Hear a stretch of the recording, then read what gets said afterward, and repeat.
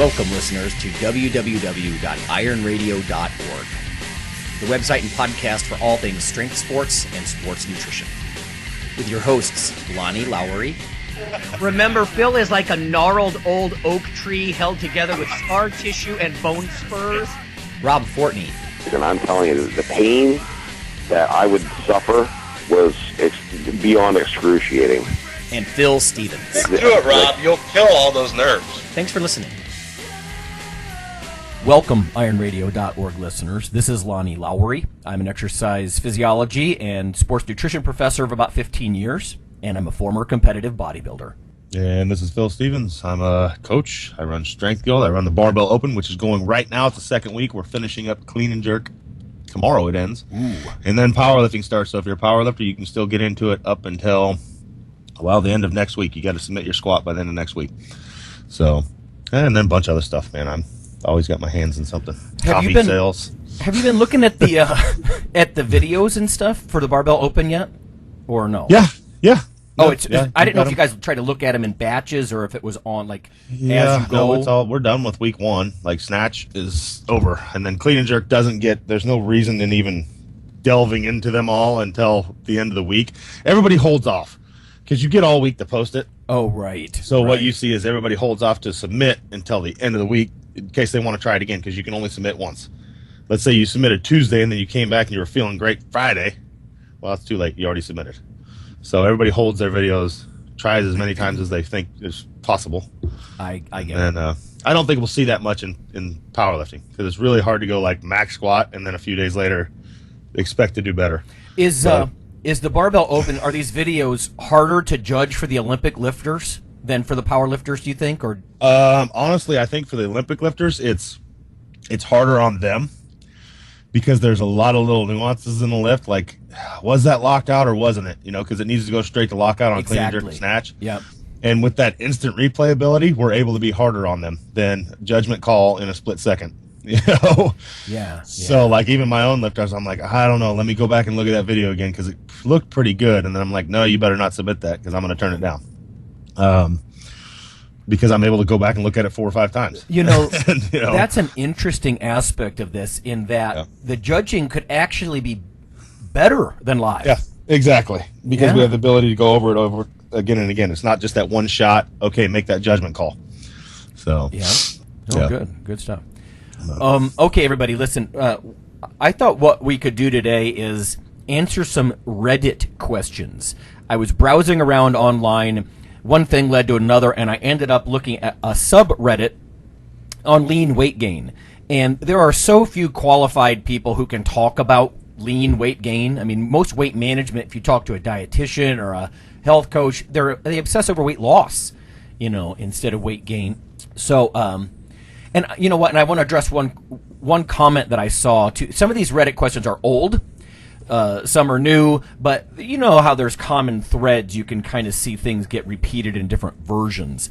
But one of them said something about Iron Radio. They were recommending us, and I appreciate that. And they said they called it, quote, low budget, high quality. and you know what? That's the plan, guys, right? Yeah, okay with that. Yeah, because that's what allows the consistency over 8 or 9 years, is that we don't spend countless hours folding in all kinds of extra doodads when the real content, frankly, is either the guests or the discussions that come out of this. I mean, sort of the idea as before Iron Radio existed was, let's just record some of these calls, because instead of us just preaching to the choir, other people might be able to benefit. But yeah, so we are low budget, and that's quite on purpose. We have to have minimal time and money commitment to make this rock solid consistent. So, in fact, I've actually heard some podcast gurus talk about that, and I'm like, damn, bang on, right? That's how we survive.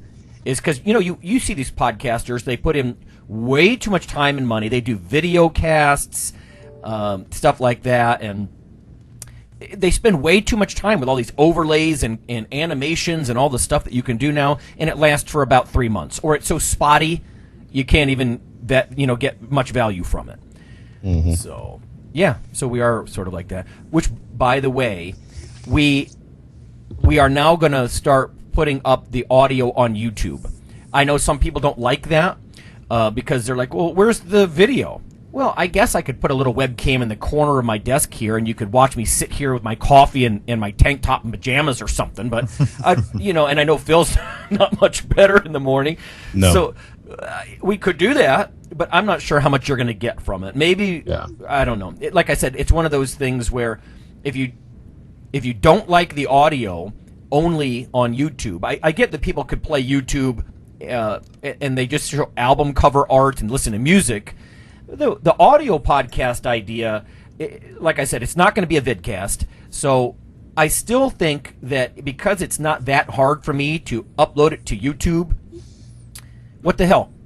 Some people have an Xbox or a Roku, or they listen to something that's got YouTube on it very built in innately, and they can listen in the living room while they get ready for the gym. It's just another vehicle, And the reason that started was because, of course, the server went down. Our podcast audio server went down a week or two ago, 2 weeks, I guess. And I'm like, how do I stream this from a free server? I'm like, oh, YouTube. So there it is. Okay. You know what? Before we get started, I want to offer a quick rant. This is something that I bumped into twice this week. And, it's just irritating. And Phil, I know you're going to think, oh, Lonnie, you're just jaded. We see this all the time. I know we do, but miseducation in articles and even textbooks. It just certain things get in the public consciousness, and no one will take a fresh look at it. I'll give you one example. I think it was CNN, but I'm not sure. It was a big news source, and there's an article with this dietitian talking about how coffee dehydrates you. Can we get over this? Coffee does not dehydrate you. Terry Graham is a very famous caffeine researcher from Canada, and it's been 20 years since he debunked that. Coffee does not dehydrate you. I even had some students they were just curious and do sort of a validation project of that, and they were looking at urine-specific gravity. We actually have a simple little handheld device. It's not even electronic, and it can tell you how basically dark your pee is, or how salty your pee is, for lack of a better word. And no, coffee does not dehydrate you. And there's that, it's the same thing that you often hear, and again, I don't want to point the fingers at registered dietitians specifically. I am one, but RDs, I see different health educators, they're sort of generalists, and they speak with authority and people listen. But coffee does not dehydrate you. Then I was prepping for classes that start up here in late August, of course, at the university. And the book that I'm using for the doctoral students in physical therapy, there's a section in there about how anabolic steroids cause uncontrollable rage.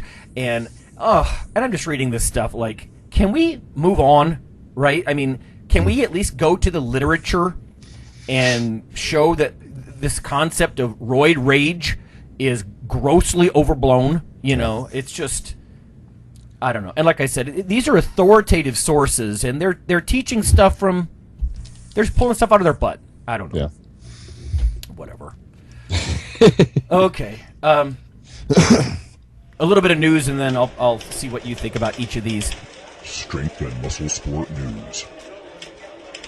First couple of news bits is from the American Society for Nutrition. It's www.nutrition.org. This is arguably my main group.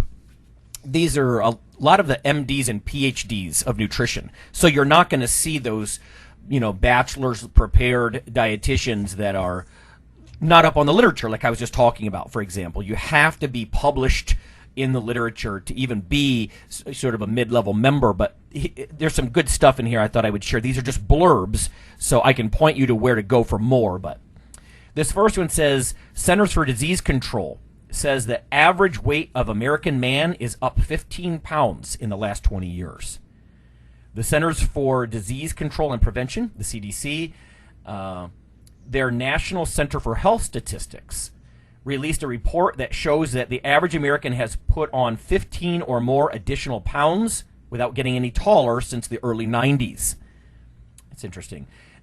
When looked at by race, Blacks gained the most on average. Black women added 22 pounds since the early 90s, despite staying the same average height. Black men grew about 1/5 of an inch in height. That's interesting. Children gained significantly as well. 11-year-old girls are more than 7 pounds heavier, while boys are 13.5 pounds heavier compared to 2 decades ago. And I'm guessing a lot of that is pointing at obesity, obviously, but we are definitely bigger, and we're not really any taller. So, and I don't know. Maybe it's demographic changes. Maybe it's differences in the food industry. It's hard to put a finger on that. Yeah. These are just little blurbs. Here's one. You might find this funny, Phil. NPR poll. 75% of Americans say they eat healthy. The NPR conducted a poll with Truven Health Analytics.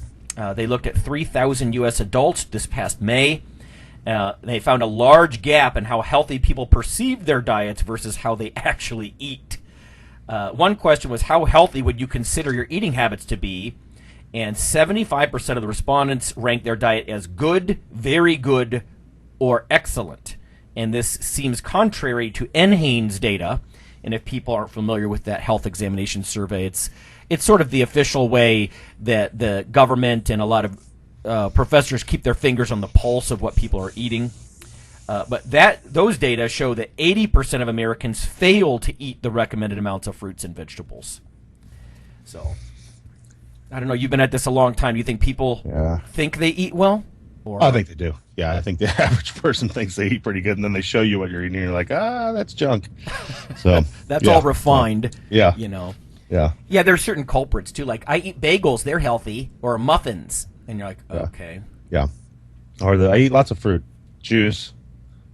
You know? Yeah. Pop-Tart. Yeah, exactly. There's figs in those Fig Newtons. Oh, my mom does that with the figs and the Fig Newtons. Yeah. Yep, so. That's dead on. Yeah. Just quickly, I don't usually do this part, but the ASN has a section on upcoming meetings, and I didn't know if small businessmen who listen might be interested if you've got a training business or something like that. It says small businesses seeking to commercialize health-related technologies can learn how to access federal funding at an upcoming conference. The HHS Small Business Innovation Research and Small Business Technology Transfer Conference is in Orlando this coming November 15th through 17th. So they've got representatives from the CDC there, the Food and Drug Administration, right, the FDA, different groups. Small Business Administration, the SBA. I've actually looked into Small Business Administration loans before. But these are different ways to get funding if you have something health-related that you want to commercialize. Basically, they're taking registrations for this November conference. So there's some other funding stuff in there, too. Again, if you go to nutrition.org, you can check out some of these things. One of the things I don't think we do enough in our field is we always go to consumer pay model. And if you look at a lot of what nutritionists or other health people do, mental health people, often they go for the grants. There are grants that are not research grants, right? They're not just for the sciences. They're like small business grants like this or conferences like this. So you got to network. And then like I was working with a physician here in Ohio a couple of years ago. I'll withhold his name, but he was getting a $300,000 a year rolling grant to help people with healthier lifestyle in like the Appalachian area. So like for us, it'd be like Southeast Ohio. That's a lot of money. And I don't think a lot of people realize that you could put together a grant, like a budget or a proposal by going to like this conference in Orlando. And a huge part of your business can actually be underwritten with government funds, with a grant. So. Okay, so that's it from the ASN. I've got 3 listener questions here that I'm going to pose mostly to you, Phil. But before I do that, I have one more that's kind of backing up on me here. This is a couple of weeks old. It says, your diet plan isn't working. New research explains why.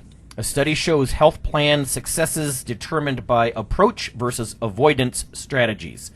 So this is from Baylor University. I got this through labmanager.com. But it says most diet plans are doomed from the start. The reason, dieters tend to adopt the wrong strategies, often planning to ditch their favorite foods and replace them with less desirable options, according to new research from Baylor. This is from their School of Business, though, not health or anything like that. Now, I feel vindicated because I've been telling people to focus on do's, not don'ts forever. You know, don't eat carbs, don't eat gluten, don't. You know, but Meredith David is a PhD assistant professor there of marketing at Baylor. Says, our research shows that instead of creating rules to avoid our favorite treats, dieters should focus on eating healthy foods that they enjoy. Dieters who restrict themselves from consuming the foods that they love may be setting themselves up for failure. Instead, they may be better off showing or allowing occasional treats, quote unquote, focusing attention on daily healthy foods that they enjoy. So the whole idea with this is it's an inclusion, not exclusion model. And again, I feel pretty vindicated. Like, go eat something on diet before you go have your treat. You know, or find things that are both healthy and you like. You know, instead of forcing yourself to eat buckets of broccoli and brown rice or something. And I mean, unless you like it. So as far as the findings themselves, here are a couple. When thinking of unhealthy foods to avoid as part of a diet, low self-control individuals usually think of foods to avoid that they actually really like their favorite snacks or their most tempting items. That's what they remove. But of course, that sets them up to fail. They're low self-control individuals. Interestingly, though, the high self-control individuals, they tend to focus on foods that they could reasonably forego. And, you know, so again, it's a little less painful, and the high self-control people are probably more successful. It says, when thinking of healthy foods to eat as part of a diet, low self-control individuals think of foods they do not like, but they should eat, even if it's highly unpalatable. Like, if you don't like Brussels sprouts, they say, you know, then they'll try to force themselves to eat plain Brussels sprouts, and that's just not going to work. And then it says high self-control individuals think of foods that they enjoy eating. Like, their example is strawberries. I like strawberries, I'm going to eat more of those.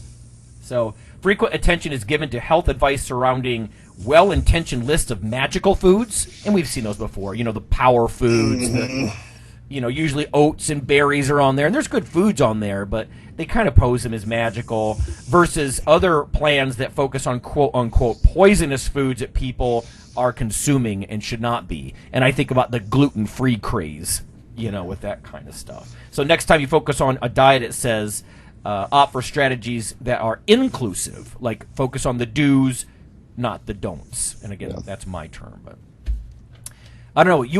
You give people some diet help when they get ready for contests and stuff. I mean, target date contests are a little different because a lot of people can suffer for 2 or 3 months. Yeah. But in the last 4 to 8 weeks, it's just like telling them this is going to suck, so shut up. Right. You know? Yeah. Right. Right. But longer term, I mean, do you tell people to focus on? Do you try to point out good stuff they should be eating? Just regular people. It's like, what do you like? You should try this. You know, it's okay to eat. If you like apples, let's have some more apples. You don't need to eat this. You know, just 'cause, you know, like you said, a lot of times people like that, they pick foods they hate, and I need to eat this. Like, I have to eat 4 pounds of spinach a day. I hate spinach. Well, no, you don't. There's other green things. You know, you know. But people, I don't know. I've come to the point to think people love torture, and that's why I think people gravitate towards like these HCG diets and stuff. They think that a diet is supposed to suck, you know, and if it doesn't have that suck factor, they don't have anything to brag about. But then they also crash and burn and rebound. You know, it's like I lived through it. I ate 500 calories a day for 48 days. It's like, yeah, well, where you at now? You exactly. You know, there's also that idea, sort of related idea that, yeah, if you punish yourself enough, you kind of pay your dues for 3 weeks or 6 weeks or 8 weeks, whatever it is, and then you get to keep the new body that you've denied, as if, you know, phrases like battle of the bulge. There's no battle. Your body's just doing what you ask it to do, you know, and so I don't know why people think they can pay their dues, so to speak, and then their body's going to stay like that. Mm-hmm. It's asinine. It's hard to convince people that they need to find a long-term approach. You need to find something you can live with, you know, right on, forever.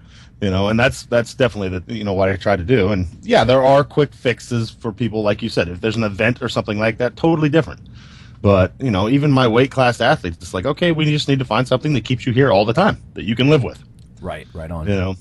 That's funny. I tell students oftentimes the golden rule, my golden rule is if you make a change, it's going to have to be something that lasts indefinitely, the rest of your life, like you're saying. So yeah. So all right. Let me fire some listener questions at you, and then after the break, we're going to have Mike Nelson on. He's traveling again, and we're going to tackle some Reddit questions. But first, the direct Iron Radio ones. Rob sent me 3 of them from the last week or two. So this first one is from Ryan. It's called How to Get 6 milligrams per kg of caffeine just from coffee. So he says, hey, Iron Radio team, I'm a pretty new lifter, having only trained for about a year and a half. That being said, I'm a huge nerd, a grad student in chemistry, and I have very much enjoyed nerding out about lifting. Your podcast has been a huge help hearing intelligent conversation on lifting and fitness versus the bro science blogs that are right only about 50% of the time. Anyway, my question concerns one of your recent podcasts, number 377, where you talked about the research into caffeine doses prior to working out. So the stated dose was 6 milligrams per kg. He says, I'm 6'7" and 240 pounds. So, he's a bigger guy. Mm-hmm. To get 660 milligrams of caffeine, I'd have to slog back 5.5 mugs, damn near a whole pot, before heading to the gym. I'm no stranger to the black bean, etc. But, I think he's saying this seems like a lot. How would you get this much caffeine? Do I have to resort to anhydrous food grade from Sigma Chemical? That's what I used to get stuff from Sigma. What would you suggest, Phil, about if you're a big man, how do you get enough caffeine? Well, you could get my coffee. This was not set up. No, I mean, being serious, this wasn't set up. But, I don't have the exact numbers, but I have somebody much smarter than me as far as caffeine and coffee goes that makes my coffee. He's he won coffee roaster of the, coffee roaster of the universe or something like that. Anyways, regular coffee has about 1.2% caffeine. The one we have is about 3%, so almost 3 times as much. So you're looking at closer to 300 milligrams per cup of coffee. Oh, yeah. So there you go, 2.5 cups. Instead of, so other than that, I mean, anhydrous, add some to your coffee. Take some, what are they called? Vibrant or whatever. If you want to have 1 cup of coffee and pop some Vibrant, something like that, that's a lot of freaking caffeine, though. I've actually done that. I'll put half a Vibrant or even a whole Vibrant. Like, I'll kind of partly crush it up and just throw it in. And I mean, is that a little evil? Maybe. But I know what he's saying. Ryan, I hear you. When we were doing coffee research up at Bill Ebbins' lab up in Milwaukee, he's a great guy, strength conditioning researcher of the year and all this sort of thing. But we were trying to dose coffee, and there were some bigger guys. And indeed, because it was pilot work, we were just playing with it for the first time, whole pot of coffee. And that's not realistic, you know. Now, there are some ways around this, I suppose. Like sometimes I'll go get those light Java Monsters, That's not just caffeine, but those will light you up pretty good. You drink one of those Monsters. You're right. The naturally highly caffeinated coffees, like the stuff that what do you call it? The Murica blend. Murica blend. Yeah. And I can tell you what we use is it's called a Robusto bean. So for that part, and it's grown in higher altitude. This and that. All I have is my N of 1 and the people who've bought it. But, I drink 2 cups of that and I am lit. And I can sit here and drink pots all day or slam the energy drinks. So. Okay. Yeah. I tell you, back in the day, I haven't looked at it in a while, but that Valhalla coffee or Odin's blend or whatever, I had some of that stuff. And damn, I did not sleep that night. So, yeah, exactly. I can't drink it in the afternoon. So. And I like the idea that it's naturally developed in the plant. It's not just like we were talking about being kind of evil and throwing anhydrous powder caffeine in your mug, Yeah. But, so. Yeah, that'd be the way to go. But. Now, he does say thanks in advance for any info. I really appreciate the work you guys do and will definitely donate once I get out of the miserly state of grad school that it has left me in. Yeah, I know about that. Still got the student loans. Life debt. # life debt. Mm-hmm. Okay. Next up, this is from Mike. I've been listening to Iron Radio since almost the beginning, and it's the only podcast that I listen to. I love all the content. I trust and respect everyone who contributes to the show, which is why I am turning to you for advice. I apologize in advance if this is a little long-winded. So essentially, I'm not going to read the whole thing here, and I apologize, Mike, but he's 6 feet tall. He's about 200 pounds, 14% fat. So, athletic build. Mm-hmm. Seriously training for about 6 years. He says that he's been chasing a 1,300-pound total. Anyway, he says right now I have a high-stress job. It drains me physically and mentally before I even get to the gym. This is actually very common, but it's a tough one. On top of this, I recently discovered I have high blood pressure and diabetic high blood sugar levels. It's very hard to eat clean. Training-wise, he says I'm running Wendler's 531. I think his strength is staying pretty stable, but in a nutshell, I'm burned out before my workout ever begins, and I need to eat to address my health concerns, but I really don't want to sacrifice my other goals. Any input from anyone on past experiences like this or advice on training and eating to not sacrifice one thing over another, and I think he's saying health versus gains, is greatly appreciated. Thanks for your time, Mike. Yeah, I mean, the easiest thing I'd say is eat immaculately clean the rest of the day and get the other stuff around your training.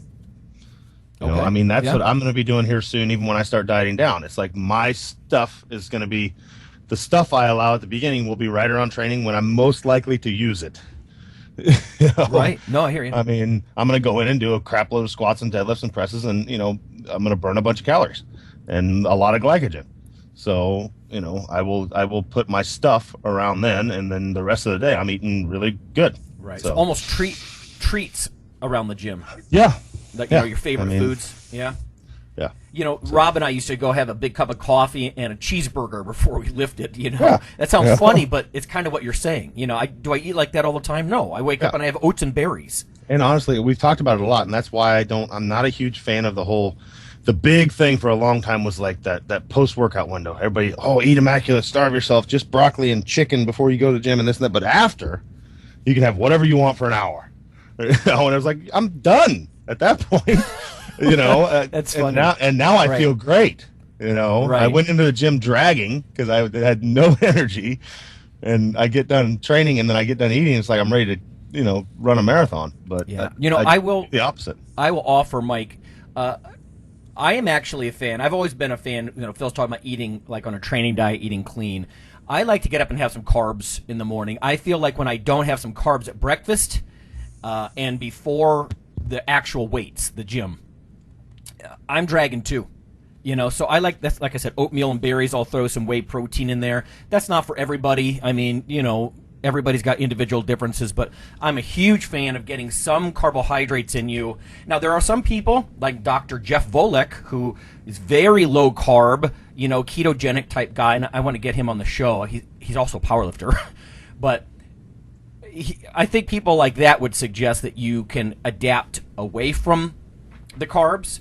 But and that's one of the balance things you need to talk about. Like if you have diabetic levels of blood sugar, and if people aren't familiar, the resting cutoff, diagnostic cutoff is 126 fasted, blood sugar, milligrams per deciliter, 126. And so that's pretty high. Now, I've seen a lot of lifters, frankly, because you're often sore, and you're not metabolizing huge amounts of carbs sometimes if you're really sore all over, but in the 90s, but over 126, that's too high. So you do have to really be careful, but I would suggest that even for diabetic persons, if you're on some kind of, even if it's just an oral medication, I'm guessing this is type 2 diabetes, so something like metformin or one of these oral hypoglycemics, they usually don't go right to the insulin until you're, really having a hard time with high blood sugars, but I like oatmeal. I like slow-burning carbs. Have some apples or something throughout the day, that kind of stuff. It's quality. It's got fiber and lots of nutrients and that kind of thing. And that's actually not a bad idea, Phil. Before he goes to the gym, maybe that's where he has something he really likes. I was laughing with somebody recently about having a Pop-Tart before the gym. That's an old Tom Platz trick. You know, that's not something I'm going to have for breakfast. Yeah. You know, ever. Almost ever. But before the gym, yeah, I'll have a little, you know, those foil packs, like 2 Pop-Tarts, and wash it down with a big cup of coffee and, I don't know, some whey protein or something. Like you always say, like easily digestible. Yep. You know. But you've got to set up your day. And I would also suggest, because I fall into this pit myself, Mike, don't jack yourself on coffee in the morning, and then you're crashing, you know, by time for the gym. I've actually had some success, and again, everybody's different, biological clock and metabolism and everything else, but when I hold off in the morning, like I'll just have a cup of half-calf to get my butt out of bed. I know that's weak, but it's intentionally so, and then I won't have any strong stuff. I'll drink a little bit of half-calf throughout the day or tea, and then before the gym, it's go time. You know, I'll have some real coffee. It's hard to do that in the evening if you can't sleep. You know, there's pros and cons with this stuff, but yeah, get some protein and carbs in you before you train. You know, if your goal is fat loss, I don't think I would eat a ton of food right before I went and did some mild, like walking or something like that. But before the gym, it's actually time. You know, get the nutrients and the blood sugar up. All right, so everyone, Phil had to take off for the gym. But one more before we go to break here. This is from Eric. He talks about, he asks a question about rest between sets. Hi, guys. First of all, I'd like to thank you for creating the show every week. I've started weight training 5 months ago, I think, and immediately started following your podcasts. I really like the academic/scientific point of view regarding nutrition and lifting. Thanks a lot. I would like to ask your opinion on the following. When I'm training one of the big lifts, I try to take rest time between sets depending on my heart rate. I just wait until my heart rate returns to its post-warm-up level of 130 beats per minute. After a heavy set of squats, it rises to over 180 beats per minute, and in a few minutes after the last rep, it returns to 130. I only start a new set if my heart rate falls below 135-ish. Sometimes this happens rather quickly. Sometimes it takes a bit longer. This result is not always being in the 2 to 3 minute range that's advertised on many websites. Do you think my approach is okay in this regard? Should I stick to a specific time range between sets? Thanks for your time and help in advance. Great stuff, guys. Best regards, Eric from the Netherlands. I will say this, Eric, a couple of things just quickly. There's different recommendations on rest between sets. Even if you look at like the National Strength Conditioning Association information, the kind of textbook things that I teach in a class, 3 minutes is considered a long time between sets. That would be considered enough to start to reset the phosphagens, you know, the energy status of your muscles and that sort of thing, for the most part at least, and go at it heavy again. Some programs, though, they're going to reduce the amount of rest between sets. 1 minute between sets is considered very brief. And usually those kinds of programs are trying to jack your growth hormone levels up as much as possible during the workout. Frankly, if you're in your 30s, you don't get as much of a growth hormone surge as when you're a 20-something anyway. But those brief 1 minute or less rest periods are usually focused on keeping your metabolism and your hormone levels kicking. Whereas the greater rest is so you can handle more weights, honestly. So that's something to think about. I actually do something similar, Eric, when it comes to letting my heart rate come down. Like when I do my pre-lifting warm-up, just, you know, elliptical bike, whatever, I jack my heart rate up. I want to get it over 140, but only briefly, you know, just to kind of turn everything on. And then, yeah, I let mine drop down under 130 is the way I've always done it, like in the 120s. Before I stop my cool down on the elliptical or the treadmill or whatever. And I can see what you're doing between sets as well. I think most people, rather than actually taking their heart rate between sets, because obviously it's going to shoot up, especially doing stuff like heavy squats, you get that pressure effect. It's driving your blood pressure up and that sort of thing. Your, you know, Valsalva maneuver, you kind of hold your breath and, you know, on the way down. And most people would just do it by time. Like, I don't want to tell you not to monitor, especially with Fitbits and all these kind of fitness monitoring watches and stuff now. It gives you all kinds of feedback. And I like the idea that you're looking at your heart rate like that. The old school outlook on that is simply to, again, about 3 minutes is considered a lot of rest for heavier lifts. Even 3 to 5 minutes if you're going really, for like 90% plus lifts. I don't think I go much more than 5 minutes on average, though, because you could risk getting cooling down. But yeah, the 60-second stuff is considered really quite brief. So if you're after the GH or maybe even some extra testosterone rise during exercise, the 1 minute. Otherwise, it's 3 minutes. Or when you feel like your breath has returned to normal, some people will do it that way. You feel like the extreme panting is gone and you can kind of refocus and go again. So I think your body's feedback is also helpful, as well as just monitoring something quantitative like heart rate. So I think it's partly subjective. So those are at least some time frames for you to think about, whether you're going for the faster hormone-related type workout or you're going for more of a rest and go at it heavy kind of thing. So, okay, that's it for our news and questions. We're going to go to break, and when we come back, we'll have Dr. Mike Nelson.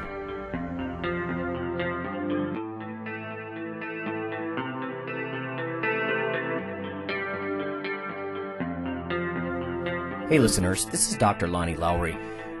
If you've ever had anyone critique you on your protein intake as part of your weightlifting lifestyle, oh, you poor meathead, all that extra protein is going to rot your kidneys or weaken your bones or dehydrate you or give you gout or who knows what. There is a book available. You can simply Google CRC Press and Lowry. And what I've done is reach out to experts all over the world and create a book, a single compendium that you can hold up and say, this is why I consume extra protein. This can be very valuable when you're being quote-unquote educated by various professionals on the topic. There's an enormous amount of literature in this book on the safety, the effectiveness, how protein works in cells, the history of protein and weight trainers, much more. So again, please check out CRC Press and Protein and Lowry. You can just Google that, and I do, full disclosure, I do make a small single-digit royalty on the book, but that's not why I did it. I did it so we can all have something, our particular population, to both defend what we do and to inform our nutrition and our eating. Thanks.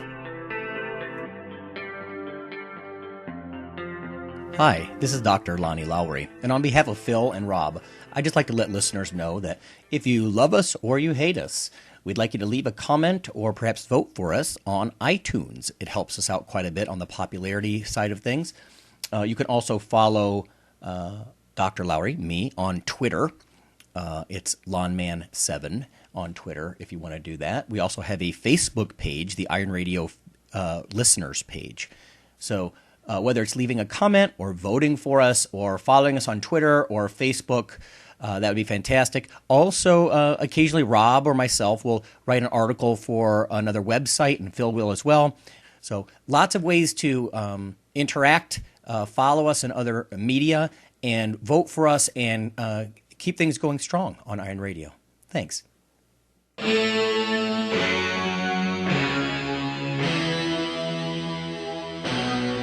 Like your weekly fix of Iron Radio?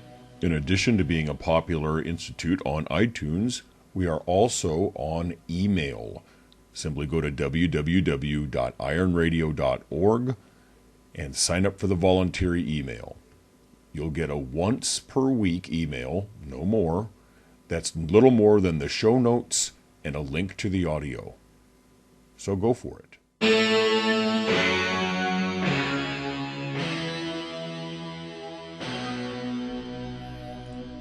Okay, everyone, we are back from the break.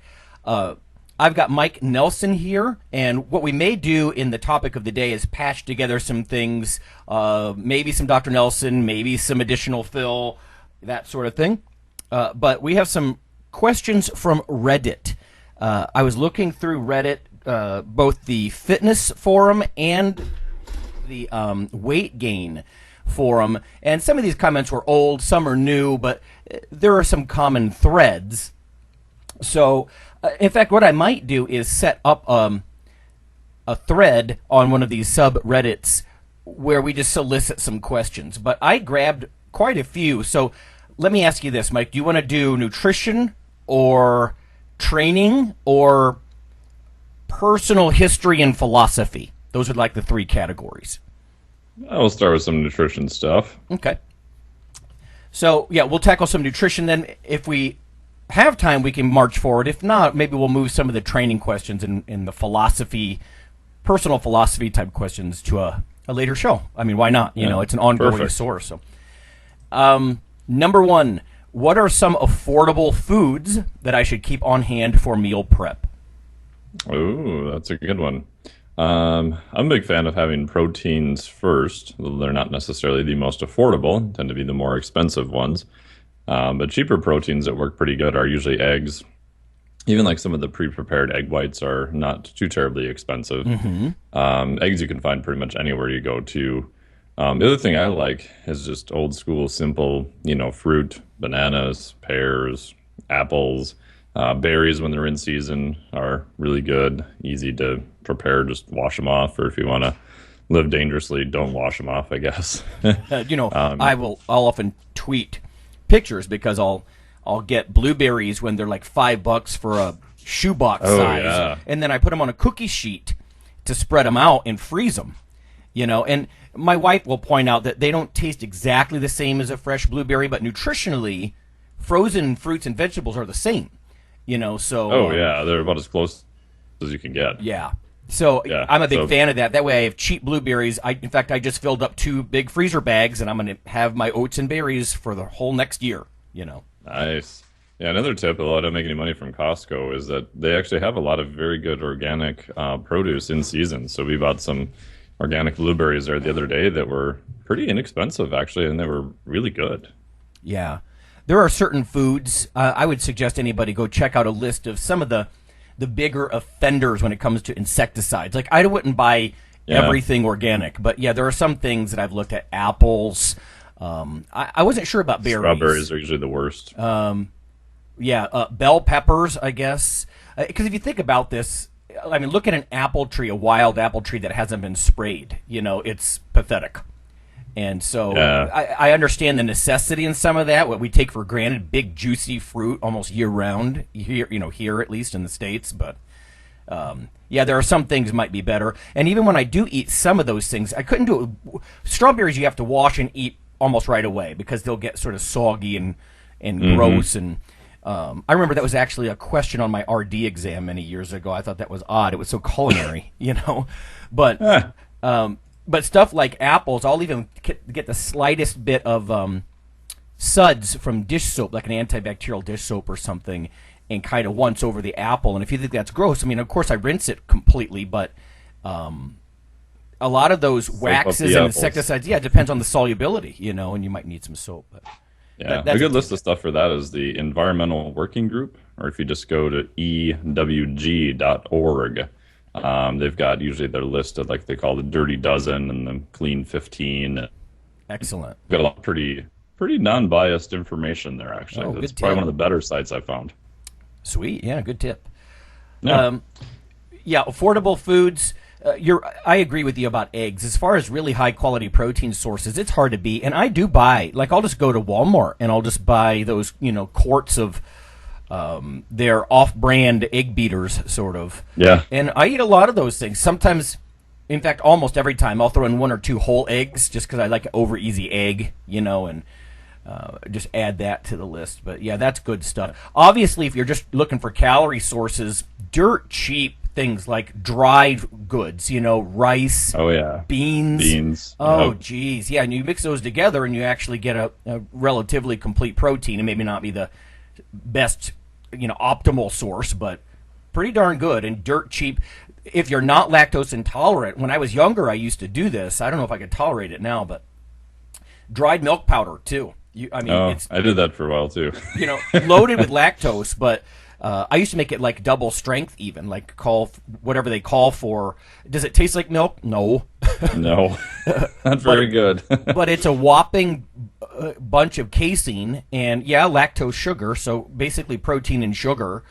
But it's really cheap, or you could just add it to spike shakes, to stretch out your protein, your weight gainer shake. I don't know, stuff like that, but. Yeah, with the liquid egg whites, I'll put them in protein shakes a lot of times, or just throw in some other veggies or whatever else. If you're really desperate, I've even mixed it with like Extend or a branch chain powder just to get a little more taste into it, and it's not too bad actually. Yeah, that's funny. I used to do that a lot. I would add whole eggs to my weight gainer shakes. I don't do that as much anymore. It might be because the consistency of the ones that I buy are pretty good. The Biotest guys have just really tasty, good shakes. They're a little pricey, but I've got a huge tub of Optimum Nutrition, like whey protein, in my cupboard right now. It just tastes good, and I feel a little less, forced to add eggs to make it kind of suds it up and thicken it up. But maybe I should get back to that. Yeah, we just read on the news blurb a week or two ago about how raw eggs, they're starting to change some of the warnings on them because I think they got maybe too much of a bad rap for foodborne illness and salmonella and all that. Yeah, and for a while I used to mix raw eggs just straight as a pre or post workout, actually, just to play around with it. And it was, I don't know, I didn't get sick, but I would pay attention to where you get your eggs from. So I bought them at the local farmers market, so at least I knew where they were coming from. But true, I think it's probably a little bit overblown. Obviously, if you're older or younger or prone to disease, all that other kind of caveats apply. Sure, right. Let's see, what else do we have here? Is sugar more or less equal to any other carb? No. The short answer, if I keep it simple, I would say it's pretty similar. Obviously there's going to be, differences if you get into like endurance sport with the glucose transporters in the gut and trying to maximize that by using sucrose and fructose and different types of sugars. And, we've had Dave Barr and Anthony Almada on here from Vitargo, which is a different type of carbohydrate, has faster absorption. It's a highly branched amylopectin. So there's different types, but I think the thing that people forget is that sugar in and of itself in an isolated form, I think if you're healthy and active, is not necessarily bad, but you don't get any other micronutrition or fiber or anything else with it. So it's not necessarily that you're eating so much sugar per se, again, if you're healthy and active, but you're also using that in place of, blueberries and strawberries and, all the other vegetables and fruits and other things that have just tons of beneficial polyphenols that we probably haven't even put a name on them yet. No, that's a good call. I'm going to say no as well. I'm going to focus more on the fructose part of it. People are very confused about high fructose corn syrup and all that, and we've talked about that on the show before. But half of table sugar of sucrose is fructose. Your body does not metabolize that well, I guess you could say. Now, am I going to avoid fruits? Because I've gone off on my fructose tangent in classes before, and they'd say, well, should I avoid fruit? No. There's so many phytochemicals and good things, like you were saying, fiber and all those antioxidants and stuff in the fruit. Whole fruits are fine. Would I be chugging huge amounts of fruit juice, even real 100% juice? Probably not, honestly, unless I was very active and feeling depleted after a workout. But it's the fructose it's more glycating. It gums up the proteins in your cells, and it's metabolized differently. Like a lot of the control steps, and I know what you were saying, Mike. I don't want to bore people with individual enzymes. Some of the control steps in the way your cells regulate carbohydrate breakdown get bypassed, and what you end up with is a lot of fatty acid formation, basically fat creation. You can actually give people, I've got a couple of different studies with really nice graphs, time courses, where they gave people a bolus of like 50 grams of fructose, and then they did blood draws, and they looked for their blood fats, their blood lipids to change, and they went up dramatically. And I think it really speaks to this idea that by bypassing some of these enzyme gatekeepers in your cells, it runs through so quickly, it creates the building blocks for fatty acids, and you end up with higher blood triglycerides and that sort of thing. My personal stance on that, and again, I know the IIFYM guys, that if it fits your macros, they'd say, no, carbs are carbs, Well, you metabolize fructose differently. You just do. And I've done presentations, even for continuing medical education for physicians, like at the local hospital, on some of the, factors in the common diet that are honestly worsening the obesity epidemic. In the news we did today, there was a little bit on that. But anyway, the point being is, I really am not a big fan of the fructose. I'd rather just have some type of starch over the sugar, because starches, even if they're fast digesting, they're just chains of glucose units instead of glucose and fructose. And so I'm actually a fan of that. Like, sugars are what I would add to a dirty bulk. Like, if you're desperate, that's fine. And Phil has said before that if you really like carbohydrates, they're a great vehicle, as part of a meal, so you can shovel in other things, get your protein in, or what have you.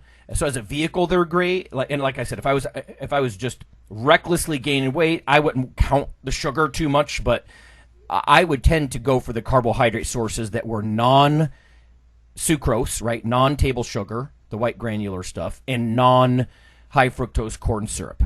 Because also, as you said, HFCS, high fructose corn syrup, is, when you see a lot of that in a food, that's a highly processed food with no real other nutrients anyway. So, yeah. Okay, what do we have next here? This one can go two ways with training or nutrition. We'll do it with diet. And this bleeds over into the philosophy, maybe personal philosophy on things. What was your I'm going to take this diet seriously moment? So was there a point at which you decided nutrition was something you really need to focus on? Yeah, I guess probably the thing that jumps into my head initially is probably not what most people are thinking about for weight loss, but in my case was for weight gain. When I was in even my first year of college, I was the same height I am now, like about 6'3", and still weighed 156 pounds at that time, which is really thin. Yeah. Nothing huge now, like 230, but... And, I had been gone past, sort of your standard growth spurt. I'd been the same height since 5th grade, so it wasn't like I was waiting for that to occur. And I remember reading some articles by Dr. John Berardi called like, Massive Eating 1 and 2, for skinny bastards trying to gain weight. And I was like, oh, wow, hey, that's me. And I remember buying a cheap digital watch at Target and setting an alarm on it to go off every 2.5 hours. And then I had to eat something at that point. We used to do that in grad school, yeah. Yeah. And I remember I did an internship that summer. So I did this for, probably like a year and a half, actually. So then the first year I went from 156 to 185. And not all of it was, lean mass. There's some fat, obviously. And the biggest thing I found was just mixing up huge containers of milk with just a little bit of protein powder. That was too cheap to buy too much protein at that point. And I would start carrying a cooler around everywhere.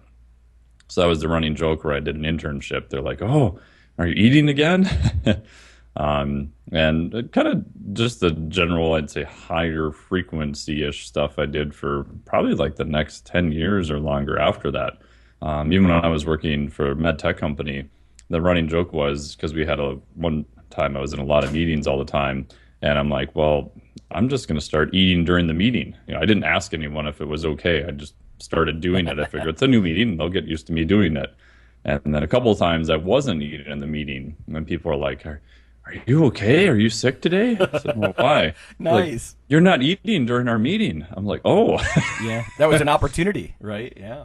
Yeah. That's funny. That was probably the first time I actually took it, I would say, pretty serious, and actually had a plan and actually stuck to it. Yeah, you and I are pretty similar in that way. For me, it was throughout my teens.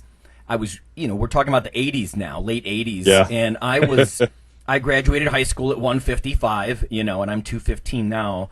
But I was really into the low-fat era, I ate low-fat era and aerobics. If anything had more than 3 grams of fat, I wouldn't eat it. I literally I'd look at the label. Oh, yeah. Horrible food. So I would eat per serving, of course. So I would have stuff like pasta. I would chug lots of skim milk, but everything was low fat. And I honestly think it slowed my maturity. You talked about growing to your maximum height in like 5th grade. I actually grew an inch even in my college years. And I honestly think having that low fat, now looking back, I know that really low fat, high fiber diets do things like lower testosterone levels and things like that. You know, at the same time, I was pole vaulting and track. I was doing very serious competitive taekwondo 4 times a week, and I was lifting my butt off 2 hours a day. So how can you stay in any kind of energy balance with no fat? You know, frankly, you'd have to strap a feed sack to yourself to even be neutral in calories. But so I went through that period, but it really wasn't to my college years, because again, once I was no longer a teen, I was in my early 20s, that I'm like, oh my God, you know, I'm not even eating like a grown man. So how can I expect to gain weight, you know, because of this low fat hypocaloric thing? And I don't know if it was a single moment or if it was more of a behavioral drift toward, oh, hey, you know, this stuff, I can still identify this food, because I really had a good food, bad food judgment mentality, you know.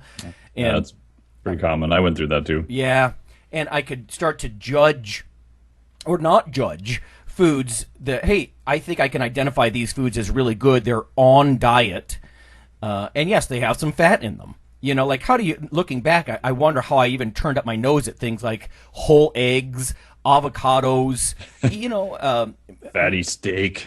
Yeah, right. Steak, mixed nuts. I mean, there's so many great things that I just was not consuming. So I think it was a slow, almost maturational process for me instead of a single moment. But there's no doubt. I mean, almost the minute that I picked up a muscle magazine at age 13, you know, everything was being preached. You know, have the chicken breast and the broccoli, or chicken breast and green beans. There weren't many options, really. Maybe salmon and cauliflower, or green beans, or spinach. You know, but it was always a lean meat with a fibrous vegetable. And honestly, I think if Americans did more of that across the board, our disease burden would drop hugely. But definitely. But you can't do that all the time, especially because I wanted to be a bodybuilder, you know, and that wasn't getting me there. So, to me, it was a slow transition over the years of my undergrad and even into my grad school years that I slowly started adding these foods. And we've talked about this on the show before, but like there's a local gym owner, I'll withhold his name, but he's always in shape. You know, and he has been since I've known him for over 20 years, and he's still 160 pounds, you know. And over the years, my brother and I, just as we changed our diets and that sort of thing, we just blew by the guy in strength and size. And that's because, I mean, you can't build something from nothing. That's all there is to it. So you need the energy, you need the bricks, and you need, you're not building just blocks, going to get it from nowhere. So, and as far as diet, as far as competition, getting that serious, the first time I competed, I competed in a natural contest. I just got back from spring break, and I was always so lean. I mean, I suppose one of the payoffs is when I was a kid was I was ridiculously lean, because when you're that young, you're so carbohydrate sensitive. You know, I had so much physical activity, and I was so hypocaloric from eating no fat that I remember as an undergrad, I would be -% fat in the underwater weighing tank, you know, which is, when in one sense it's funny, but in another sense that therein lied my problem, you know. And so, but I was very lean, and I decided to compete in a natural show, and I just did not do well. I had a blast. I have an embarrassing video of it. I have to dig it up. It's on VHS, you know. And I had a ball, and you can see it on my face, you know, because, I mean, I've always had that sort of calling, like Tom Platz would say. It's sort of a calling like a priest. You're either drawn to that stuff, you know, or you don't get it. And I was very drawn to that, and I just really enjoyed myself, but I didn't do well. I was too small, and even though I was lean, I didn't look ripped, if that makes any sense. I wasn't, you know, like really muscular, and so, you know, I think that was that might have been a breaking point where I'm like, if I'm going to do this again, I'm going to frickin' do it right. And I think it was probably not, it was 10, 15 years later before I really did it right. And, honestly, I didn't hit my stride with how to do a bodybuilding competition diet until my 30s and 40s. I mean, that's where I really understood what it took, the 20 weeks, the progressive increase in cardio and decrease in carbohydrates and, and all that sort of thing. So. Yeah, and if you're a natural competitor, it just takes years and decades to appreciate any, substantial lean mass unless you're just a genetic outlier. Thank you. It just takes a long freaking time. Well, I remember Arnold saying, in Pumping Iron, he's like, if just like a sculptor, if you want some extra rear deltoids, you just, do the exercise and it's like slap on some clay. I'm like, slap on some clay, when you're eating half a bottle of Anadrol, maybe, but it's going to take me like 4 years to have any difference in my overall deltoids at all, I know, I hear you. And especially, like I said, the cursing myself with the low-fat and eventually higher fiber diets. Now I'm not only hypocaloric, I'm low testosterone probably. I mean, maybe not clinically so, because I was young enough that, let's face it, when you're that young, most men, young men, matter as much. Yeah, testosterone's like 700 on 1,000 scale or something. It's coming out of your ears. But at the same time, I wasn't doing myself any favors. Anyway, so those were some moments, either regular diet or contest. So now I know that you are just about out of time, dude, because you're where are you right now? I'm in Springfield, Missouri. As of recording this, I just did a talk here for the Physique Summit last night, talking about heart rate variability to use for contest prep and deloads. So yeah, went really well, and they gave me some extra time to answer a bunch of questions, and just headed back over there for day 2. I think Brian Whitaker speaking, Dr. Lane Norton, Cliff Wilson, John Gorman, and I hope I didn't forget anyone else in my sleep-deprived state. But yeah, it's been pretty fun. Yeah, we've had Lane on the show before. He's just when you talk to him, he's so much like a one of us kind of mentality, oh, yeah. That he's fun to talk to. But, everybody, we were talking before we hit the record button, but I think Dr. Nelson's going to fish around. Maybe we could get some of these guys on the show. I mean, it just fits, their shtick, their MO just really fits with Iron Radio, so. Yeah, totally. Okay, good stuff. Awesome. Good stuff. That'll be it. Look for maybe more Reddit questions in the future. I've got a sheet full of these that I've been plucking. And again, when I saw that subreddit on specifically about weight gain, I'm like, well, there's not that many specialists in that. You talk to a lot of dietitians, and everything they angle when they say weight management, they mean weight loss. And they don't always just mean fat loss. I mean, there's a lot of people, as long as you weigh less, they're happy. And it's like, well, dude, that was not a very favorable body composition change. You're a smaller but similarly flabby or even worse looking version of yourself. But the flip side of that, weight gain is really hard for people. So, especially if you're trying to gain some lean mass and not just a bunch of fat. Exactly. So that really tore my heart out. And I'm like, I need to set up a thread or something there, something that I can't.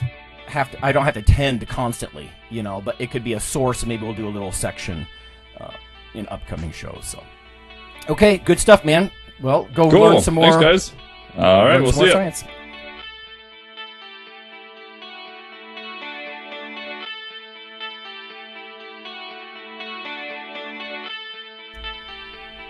Hey, listeners, have you seen the store at ironradio.org? There are 3 halls in the store, one for Phil, one for Fortress, and one for myself, Dr. Lowry, and they're thematic. So you can go into our Halls of Iron store and choose based on your goal. If you need something to learn or read or something nutritional, you can look in my store, Lonnie's store. If you want something about injury prevention or competition, then take a look at Phil's Hall of Iron. And if you want something about motivation or daily training, Fortress's Hall has what you're looking for.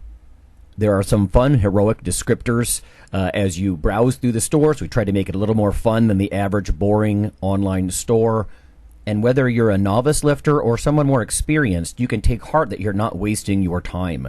The things that we put in each Hall of Iron are actually based on our own recommendations. Protein powders that we know to be good, knee sleeves, wraps of some kind, things that Fortress uses in his own training. The stuff you see, you know is good. This way you don't waste time. So check out the Iron Radio store at ironradio.org and let us know what you think on the forums, and certainly you can request products and we will screen them before they go in. So thanks for listening. Iron Radio is accepting donations. If you like what we do, the professors, the scientists, the bodybuilding show promoters, the athletes themselves in powerlifting and bodybuilding, please consider making a donation or maybe buying something from the ironradio.org store. We also are accepting supporting members. So for $4 a month, which is frankly less than the bank sneaks out of your account in fees, you can step up and support a form of sort of public radio for the bodybuilding and powerlifting and strength community.